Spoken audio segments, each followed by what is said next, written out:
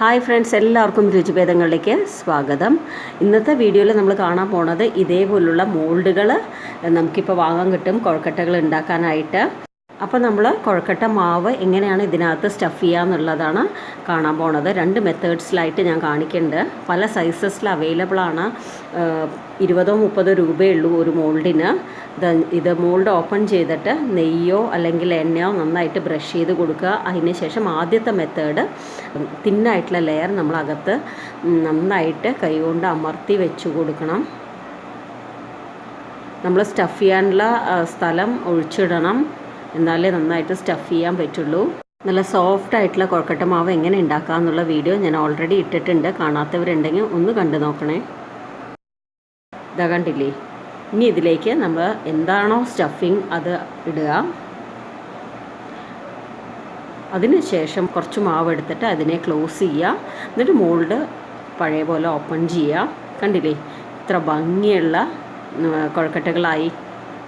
ഈ മോൾഡൊക്കെ ഇപ്പോൾ എല്ലാവരും യൂസ് ചെയ്യുന്നുണ്ടാവും, എന്നാലും അറിയാത്തവർക്ക് വേണ്ടിയിട്ടാണ് ഞാൻ ഈ വീഡിയോ ഷെയർ ചെയ്യണത്.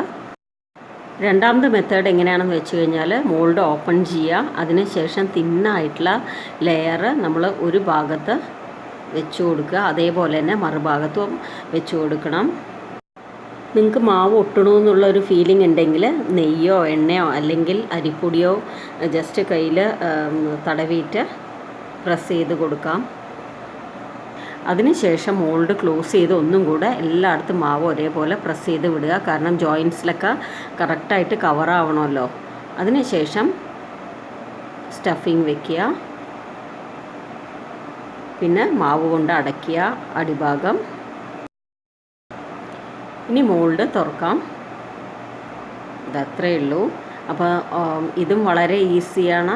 നമ്മൾ ആദ്യം കാണിച്ച മെത്തേഡും വളരെ ഈസിയാണ്. നിങ്ങൾക്ക് ഏതാണോ സൗകര്യം അതേപോലെ ചെയ്യാം. ഇനി ഞാൻ മോൾഡൊന്നും ഇല്ലാതെ ജസ്റ്റ് കൈകൊണ്ട് എങ്ങനെയാണ് കൊഴക്കട്ട ഉണ്ടാക്കുക എന്ന് കാണിക്കുകയാണ്. ആദ്യം ഒരു ബോൾ പോലെ ആക്കി നന്നായിട്ട് ഉരുട്ടിയെടുത്തു. അതിന് ശേഷം നമ്മൾ കപ്പ് പോലെ ഉണ്ടാക്കണം. ശേഷം നമ്മൾ സ്റ്റഫിങ് വെച്ചിട്ട് എല്ലാം കൂടെ ഒന്നിച്ച് കുടുമയോടുകൂടിയുള്ള ഒരു തേങ്ങയുടെ ഷേപ്പ് ഉണ്ടല്ലോ, അതേപോലെ ആക്കുക. എല്ലാം കൂടെ ജോയിൻ ചെയ്താൽ മതി. ഇത് കണ്ടില്ലേ.